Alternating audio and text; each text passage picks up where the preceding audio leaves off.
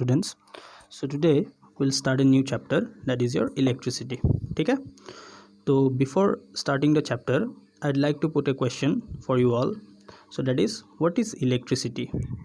ठीक है, तो what is the meaning of electricity? ठीक है, तो यहाँ पे बहुत लोग लाइक इलेक्ट्रिसिटी को बोलते हैं कि sir it is A current और इट इज़ ए वोल्टेज. ठीक है, तो अलग अलग नाम से ये लोग बोलते हैं, लेकिन एक्चुअली इलेक्ट्रिसिटी का मीनिंग बहुत ज़्यादा डीप है. यहाँ पे हम लोग बहुत ज़्यादा पैरामीटर स्टडी करते हैं, बहुत सारा चीज़ स्टडी करते हैं. ठीक है, ये एक बहुत बड़ा ब्रांच है फिज़िक्स का.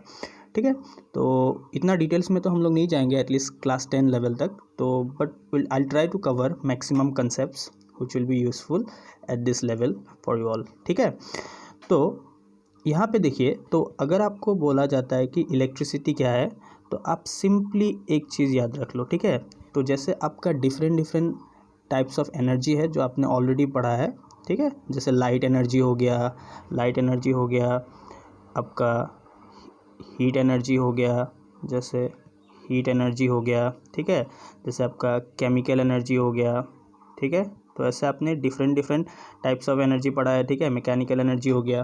तो वैसे ही electricity is also what form of energy. It is also what form of energy. तो first thing that you should answer that what is electricity. तो इन दैट केस आप हमेशा आपका आंसर क्या होगा, sir electricity is a what form of energy. ठीक है, and इसका एक खास बात है, so that is your what, ये एक तो एनर्जी का फॉर्म है, but this form of energy is actually controllable. ठीक है, तो electricity is a controllable form of energy. मतलब I can control this electricity. ये जो एनर्जी है ये आप कंट्रोल कर सकते हो. ठीक है, तो उसका मैं थोड़ा एग्जांपल देता हूँ. ठीक है, तो देखो अभी इलेक्ट्रिसिटी एक्चुअली आप कहाँ पे यूज़ करते हो. सर आप ये तो आपका कैसा टाइप का क्वेश्चन हो गया है कि नहीं. ठीक है, तो ये इलेक्ट्रिसिटी तो हम लोग लाइक इन इलेक्ट्रिसिटी का यूज़ तो हर जगह होता है ना. ठीक है, घर में होता है, आपका इंडस्ट्रीज़ में होता है. ठीक है, तो एवरीवेयर लाइक आप क्या क्या चलाते हो, लाइट, फैन, आपका फ्रिज हो गया, हीटर हो गया, टीवी हो गया, फ़ोन हो गया, अभी इंडस्ट्री में आपका बड़ा मशीन्स हो गया. तो everywhere we use electricity in our day to day life. ठीक है, लेकिन एक चीज़ देखो, लेट्स से आपने लाइट जलाया. ठीक है, तो एक लाइट जलाने में आपको जितना एनर्जी चाहिए, एक हीटर चलाया आपने. ठीक है, एक हीटर चलाया.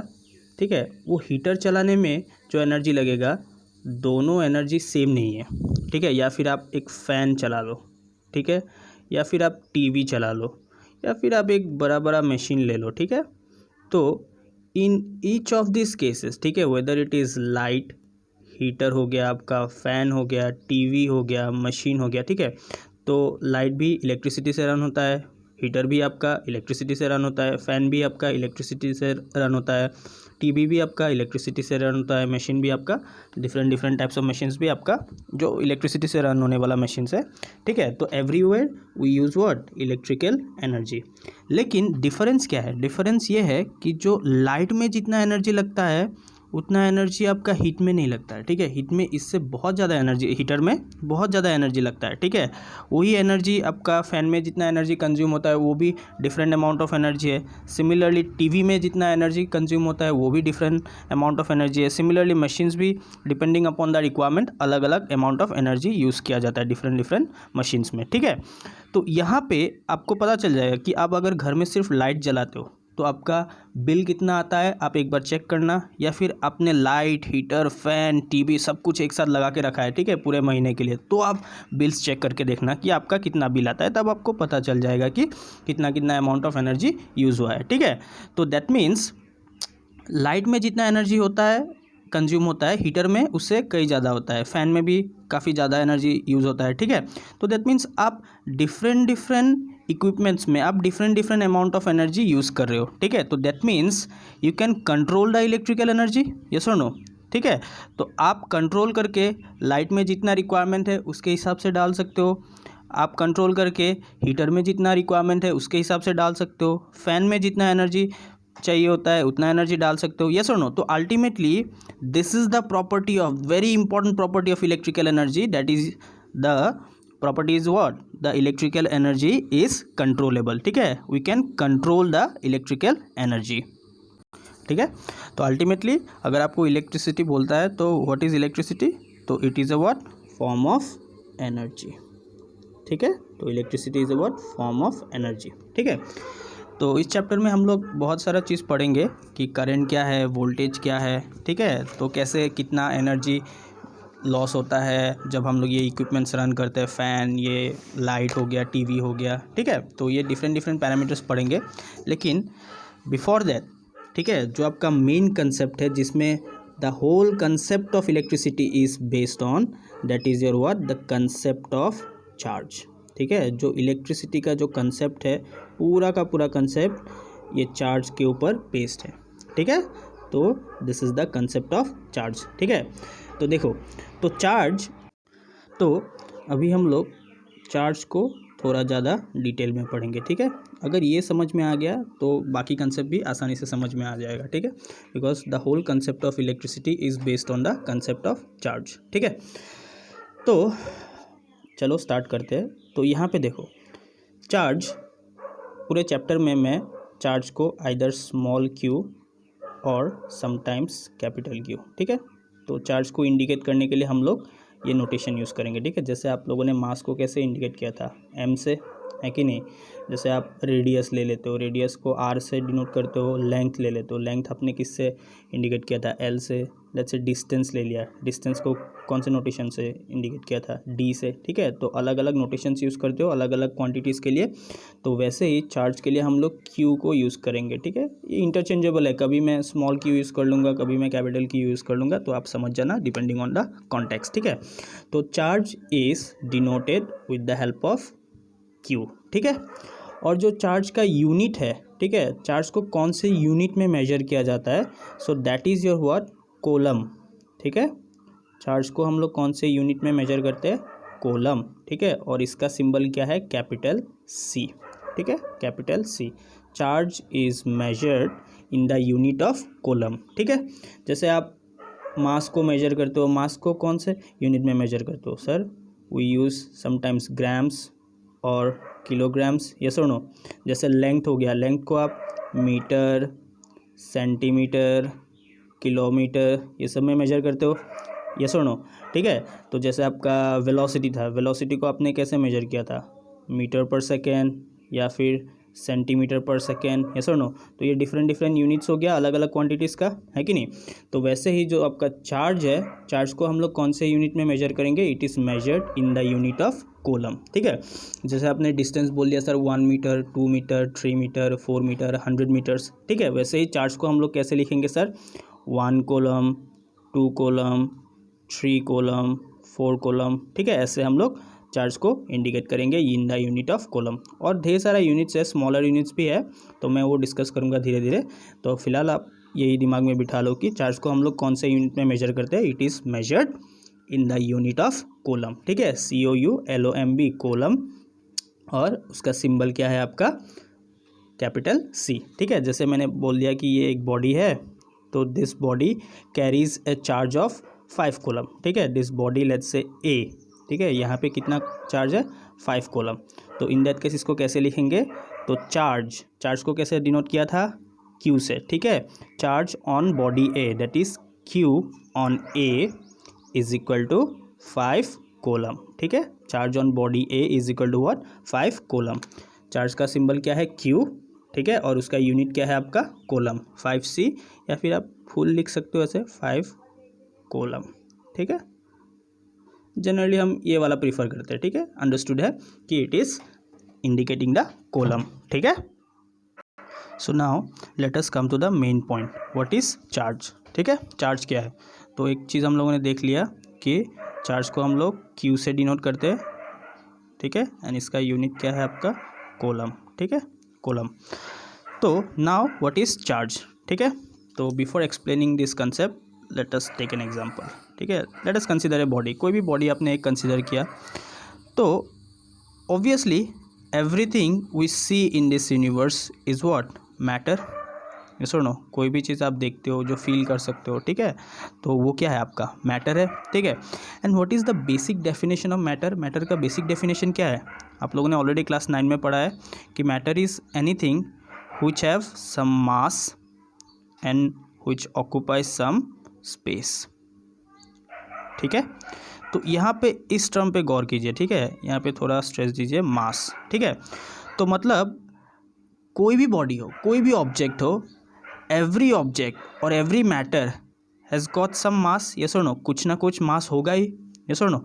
अगर ये मैटर है तो definitely it will carry some mass, yes. So that means कोई भी मैटर ले लो आप दुनिया में, तो for that matter mass is the what, fundamental property of that matter, yes और नो। फंडामेंटल प्रॉपर्टी मतलब अगर वो एक मैटर है तो डेफिनेटली उसके पास कुछ ना कुछ क्या होगा, मास होगा ही होगा, ठीक है। तो that means mass is the fundamental property of any matter, ठीक है।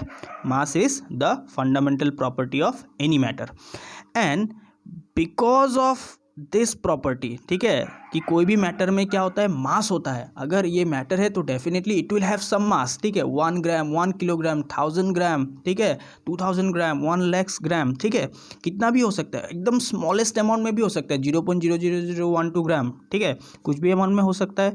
लेकिन अगर ये मैटर है तो definitely it will carry some mass, ठीक है, ये क्लियर हो गया।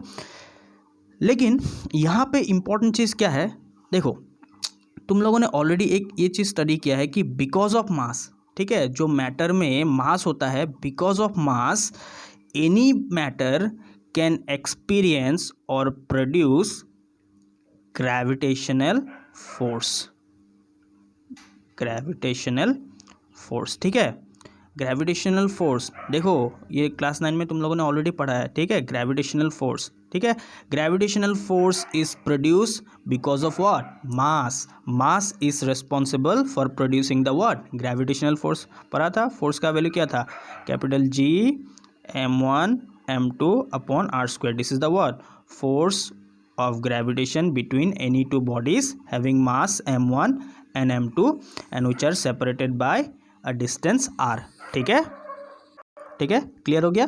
तो यहाँ पे मेन पॉइंट क्या है कि any matter will carry some mass, ठीक है, and because of mass that matter or that object or that body can experience or produce the what, gravitational force, ठीक है।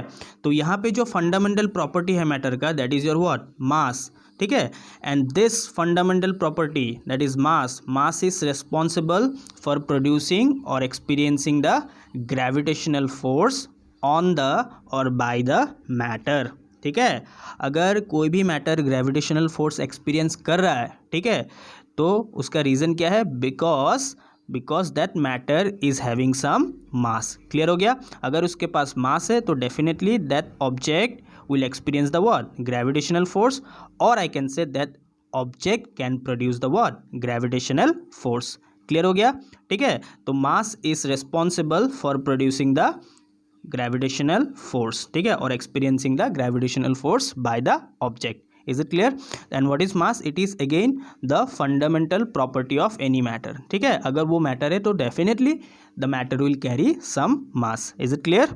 okay, तो जैसे matter is responsible for producing this gravitational phenomena, ठीक है, तो ये जो ग्रेविटी, फोर्स ऑफ ग्रेविटी आता है वो किसके वजह से आता है, बिकॉज ऑफ मास, ठीक है।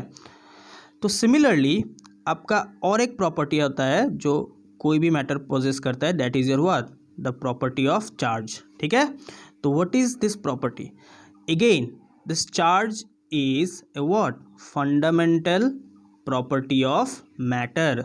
चार्ज भी क्या है, एक फंडामेंटल प्रॉपर्टी ऑफ मैटर, ठीक है, ये भी कोई भी मैटर का क्या है, फंडामेंटल प्रॉपर्टी है, ठीक है। जैसे mass is a fundamental property of matter and because of which the matter can produce the what, gravitational phenomena, ठीक है। Similarly because of that charge, ठीक है, if the object or if the matter is carrying some charge, तो then in that case the object can produce or experience the electric and magnetic phenomena, ठीक है।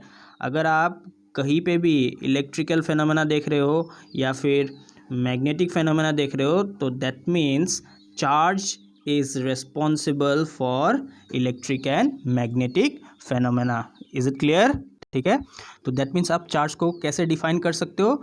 तो charge is a property associated with any objects. ठीक है, charge is a property associated with any objects due to which the objects can show electrical and magnetic phenomena. ठीक है, तो what is charge? It is the fundamental property of matter. कोई भी matter में अगर charge है, वो matter क्या कैरी कर रहा है? चार्ज कैरी कर रहा है, तो in that case it can show the what? Electrical as well as magnetic phenomena. ठीक है, तो दैट मीन्स क्या हुआ? देखो, कोई भी मैटर है तो उसके पास मास होगा ही होगा। ठीक है, और अगर मास है तो definitely it can show the what? Gravitational phenomena. Yes और नो? ये ग्रेविटेशन का फोर्स जो है वो लगा सकता है या फिर वो खुद एक्सपीरियंस कर सकता है। सिमिलरली अगर वो मैटर कौन सा प्रॉपर्टी कैरी करता है? चार्ज। ठीक है, अगर वो मैटर क्या कैरी कर रहा है? चार्ज। तो in that case that object और that matter can show the electrical as well as magnetic phenomena. Is it clear?